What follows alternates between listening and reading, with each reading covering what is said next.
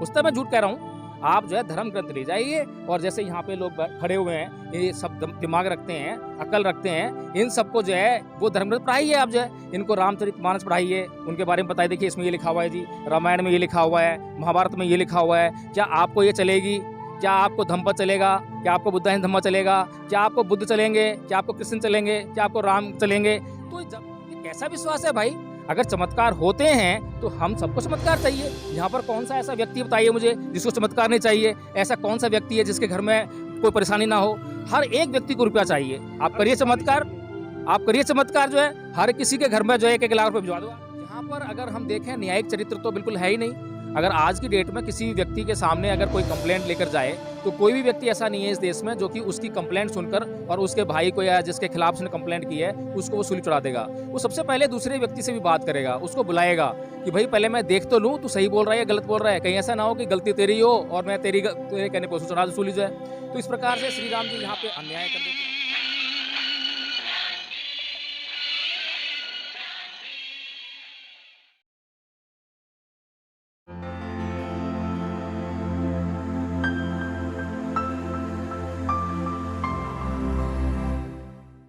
नमस्कार, आप देख रहे हैं एनबी न्यूज़ 24/7 नीलम बोध के साथ। और साथियों, आज एक बहुत ही महत्वपूर्ण मुद्दे पर हम चर्चा करेंगे। और जिस तरह से लगातार मैं अगर इतिहास की बात करूं तो समय समय पर हमने देखा है कि तमाम हिंदू संगठन, हिंदू धर्म ग्रंथ, चाहे मैं भगवत गीता की बात करूं, रामचरितमानस की बात करूं, महाभारत की बात करूं, रामायण की बात करूं, इनको लगातार एक आवाज़ उठती है कि इनको राष्ट्रीय धर्म ग्रंथ घोषित कर देना चाहिए। लेकिन आज 21वीं सदी में बहुत बड़ा सवाल खड़ा हो रहा है, क्या इन धर्म ग्रंथों को राष्ट्रीय धर्म ग्रंथ की मान्यता मिल जाएगी तो भारत देश का विकास सुनिश्चित हो पाएगा या नहीं हो पाएगा? तो मेरे साथ में तेज सिंह गौतम जी हैं, जो कि भारतीय बौद्ध महासभा के दिल्ली प्रदेश के अध्यक्ष हैं। उन्हीं से जानना चाहूंगी कि आज अगर राष्ट्रीय धर्म घोषित करने की बात सोची जाए तो कौन से धर्म ग्रंथ को राष्ट्रीय धर्म की मान्यता मिलनी चाहिए? मैं नीलम जी एक बात कहना चाहता हूं कि ये मानते हैं कि भाई हमें राष्ट्रीय हिंदू धर्म घोषित करना है, राष्ट्रीय ग्रंथ घोषित करना है, महाभारत को करें या रामचरितमानस को करें या और कोई पुस्तक हम सर्वे के लिए देते हैं। पहले रामचरितमानस को लीजिए, जिसमें सीता के साथ अन्याय हुआ। राम के कारण सीता को रावण चुरा के ले गया और जब रावण लड़के आया, सीता को वापस करके लाया तो राम ने कहा कि मुझे पहले परीक्षा दो।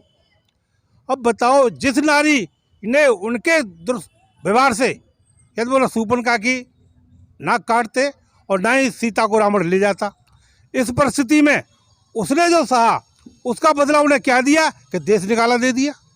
तो ये सर्वे कराइए। दूसरा देखिए कि जब बाली और सुग्रीव में युद्ध हुआ, दो भाइयों आपस में लड़ रहे थे, तो तीसरे आदमी का, अब जिसमें राम गए थे, उनकी क्या ड्यूटी थी? उनकी ड्यूटी थी उनकी बात सुनते और जिसकी गलती होती उसको समझाते और जिसकी गलती है, जिसकी गलती नहीं है उसको राय देते। पर उन्होंने ऐसा नहीं किया, उन्होंने दुर्व्यवहार किया, पीछे से बाण मार के बाली को मार दिया। ये परिस्थिति बताती है कि रामचरितमानस कभी भी राष्ट्रीय ग्रंथ नहीं बन सकता। और जो चौपाई आती है कि विप्र पूजा हो गुणा शूद्र पर ज्ञान प्रवीणा, भाई इस समाज में समता कैसे आएगी जिसमें एक तरफा बात लिखी जा रही है, एक पक्ष को आसमान में बिठाया जा रहा है, दूसरों को पैरों में रोदा जा रहा है। डोल गमार शूद्र पशुनारी, ये सब ताड़न के अधिकारी। आप देखिए कि जिसमें ना नारी के लिए समानता है, ना कमजोर आदमी के लिए समानता है, तो वो धर्म कैसे टिक सकता है? इसी कड़ी में मेरे साथ में एडवोकेट जय भीम प्रकाश जी, जो कि राष्ट्रीय बौद्ध महासभा दिल्ली प्रदेश के महासचिव हैं, उनसे भी जानना चाहूँगी। सर, जिस तरह से अभी मैंने तेज सिंह गौतम जी से जो सवाल किया, वही सवाल आपसे रहेगा कि भारत में अगर किसी धर्म ग्रंथ को मान्यता देनी पड़े तो कौन से को देनी चाहिए? देखिए नीलम जी, राष्ट्रीय बौद्ध महासभा जिसके राष्ट्रीय अध्यक्ष माननीय धर्म प्रकाश भारती जी हैं, उन्होंने जो है इस देश में बौद्ध धर्म के प्रचार प्रसार के लिए बहुत ही बड़ा अभियान चला रखा है। और मैं ये मानता हूँ कि बौद्ध धर्म का प्रचार और प्रसार तब तक नहीं हो सकता जब तक कि बुद्ध के धर्म का सही तरह से लोग अध्ययन ना करें, उसका ज्ञान अर्जित ना करें। और विशेष तौर पर ये उन लोगों के ऊपर जिम्मेदारी है जो लोग इस प्रचार और प्रसार की बात कर रहे हैं या करना चाहते हैं। तो नीलम जी, अगर बात जो आपने कही है तो इस पर जो है, अगर मैं हिंदू धर्म ग्रंथों की बात करूं, रामायण की बात करूं, महाभारत की बात करूं, गीता की बात करूं, तो इसके बारे में बहुत अधिक चर्चा हो चुकी है। और पूरे देश में जो है नाना प्रकार के विद्वानों ने, बहुत बड़े बड़े विद्वानों ने इन धर्म ग्रंथों पर अनेकों बार आपत्तियां उठाई हैं। अभी बिहार के शिक्षा मंत्री जी ने जिस प्रकार से रामचरितमानस पर आपत्ति उठाई है कि ढोल, पशु, गवार, शूद्र और नारी ये सकल ताड़ना के अधिकारी, ये जो मतलब उन्होंने बताई चौपाई। इसके अलावा उन्होंने एक और बताई है कि शूद्र को ज्ञान अगर देते हो तो वो जो है ऐसा है जैसे कि सांप को आप दूध पिलाते हो। इसी प्रकार से जो है उसमें ये भी कहा गया है कि पूजिए विप्र गुणहीना और ना पूजिए शूद्र गुण प्रवीणा, ज्ञान प्रवीणा। तो इस तरह की जो चौपाइयाँ हैं, अगर इस तरह की चौपाइयों को देश में ले जाकर हम जो है सर्वे करवाएंगे तो मैं नहीं समझता कि कोई भी व्यक्ति इस आधार पर उस धर्म ग्रंथ को राष्ट्रीय मान्यता देने के लिए तैयार हो जाएगा। इसी प्रकार से जो हम रामायण की बात करते हैं तो उसमें तो श्री राम जी का जो जन्म ही शंका के घेरे में आता है। उसके बाद जो है जैसे कि वो सुपर्णखा पर जो अत्याचार करते हैं, मान लेते हैं कि वो किसी भी तरीके से जो है उसने अति की होगी, कुछ गलत किया होगा, लेकिन नाक काटना या फिर किसी की हत्या करना यही एक समाधान नहीं होता है। और वो भी तब जबकि आप भगवान की कैटेगरी में हैं, आप चमत्कारों से युक्त हैं, आपके पास नाना प्रकार की शक्तियाँ हैं। अगर आपके पास शक्तियाँ हैं तो उसको सुधारने की आप प्रक्रिया में आइए। इसी प्रकार से जब श्री राम जी जब सीता की खोज में जब वो सुग्रीव से मिलते हैं तो सुग्रीव की कंप्लेंट पर बाली का वध कर देते हैं, वो भी उससे बिना मिले और बिना उससे पूछे, और वही छुप कर वध करते हैं। यहाँ पर अगर हम देखें न्यायिक चरित्र तो बिल्कुल है ही नहीं। अगर आज की डेट में किसी व्यक्ति के सामने अगर कोई कंप्लेंट लेकर जाए तो कोई भी व्यक्ति ऐसा नहीं है इस देश में जो कि उसकी कंप्लेंट सुनकर और उसके भाई को या जिसके खिलाफ उसने कंप्लेंट की है उसको वो सूली चढ़ा देगा। वो सबसे पहले दूसरे व्यक्ति से भी बात करेगा, उसको बुलाएगा कि भाई पहले मैं देख तो लूँ तू सही बोल रहा है या गलत बोल रहा है, कहीं ऐसा ना हो कि गलती तेरी हो और मैं तेरे कहने पर चढ़ा दूँ सूली जो है। तो इस प्रकार से श्री राम जी यहाँ पे अन्याय कर देते हैं कि हो सकता था बाली सही होता, हो सकता था कि बाली जो है और सुग्रीव दोनों मिल जाते, किसी को मारने की जरूरत ही ना पड़ती, दोनों मिलकर राज चलाते, दोनों मिलकर जो है राम जी की सहायता करते और जल्दी से सीता जी वापस आती। इसी प्रकार से जो है हम पूरा कैरेक्टर जब देखते हैं, जब सीता जी को जीत भी लेते हैं रावण से, तो सीता जी जब वापस आती हैं तो उनको अग्नि परीक्षा के लिए बोलते हैं। अग्नि परीक्षा क्यों ले रहे हैं भाई? आप तो राम जी हैं, सर्वज्ञ हैं, सर्वज्ञानी हैं, तो पहली बात तो आपको जान जाना चाहिए कि सीता पवित्र है या अपवित्र है। चलिए ठीक है, मान लेते हैं। फिर आप भी जंगलों में भटके थे, आप भी तो पता नहीं कहाँ कहाँ भटके, कैसे कैसे रहे, आपको भी तो बराबर परीक्षा देनी थी। अगर आपने कुछ गलत नहीं भी किया था, मान लेते हैं, सबको विश्वास, तब भी आप जो है एक समानता का अधिकार रखते हुए कि सीता ही नहीं हम दोनों आग में कूदेंगे, लेकिन आपने तो सीता को कूदा दिया आग में जो है, ये कैसी विडंबना है। फिर आपने परीक्षा भी ले ली, उसके बाद सब कुछ तय हो गया कि हाँ सीता बिल्कुल पवित्र है, इसकी चरित्र पर जो है कोई संदेह नहीं है, फिर भी आपको उस पर जो यकीन नहीं हुआ और आपने किसी के भी कहने पर जो है उसको गर्भावस्था में जंगल में छोड़ दिया। जंगल में वो भी कोई आपने उसके लिए कोई सिस्टम नहीं करा। जबकि आज अगर कोई पति चाहे कितनी भी गलत औरत हो, अगर उसका पति अपनी पत्नी को तलाक देता है या उसको घर से निकालता है तो कोर्ट के माध्यम से आज जो है उसको गुजारा भत्ता मिलता है, उसके सारे रहने की खाने पीने की व्यवस्था होती है। लेकिन ये क्या श्री राम जी ने मतलब जो है उसको रात को और वो भी झूठ कहकर लक्ष्मण को बहका, मतलब बोला कि भाई इसको बताना मत, और वहाँ जाकर मतलब इसको छोड़ के आना, और वहाँ सीता जो है रो रो कर अपना बेहाल कर रही है कि अब मैं पेट दिखा रही है कि देखो मेरे में पेट में बच्चा है, मैं इसको लेकर कहाँ जाऊँगी, कैसे रहूँगी। तो ये कैसे मतलब जो है चरित्र है, मतलब जो है ये धर्म ग्रंथों में जो है कैसे नायक हैं, किन धर्म ग्रंथों को हम जो है राष्ट्रीयता की पहचान देने जा रहे हैं। वहीं दूसरी तरफ अगर मैं बौद्ध धर्म के ग्रंथों की बात करूँ तो बुद्ध के धम्म और बुद्ध के सिद्धांत क्या कहते हैं। बुद्ध के सिद्धांत जो है किसी को मारने की बात नहीं कहते हैं। वो अंगुलीमाल को जब सुधारने के लिए जाते हैं तो कोई सेना नहीं लेके जाते, कोई हथियार लेके जाते, निहत्थे जंगल प्रवेश करते हैं और उनके सामने एक हिंसक जीव है।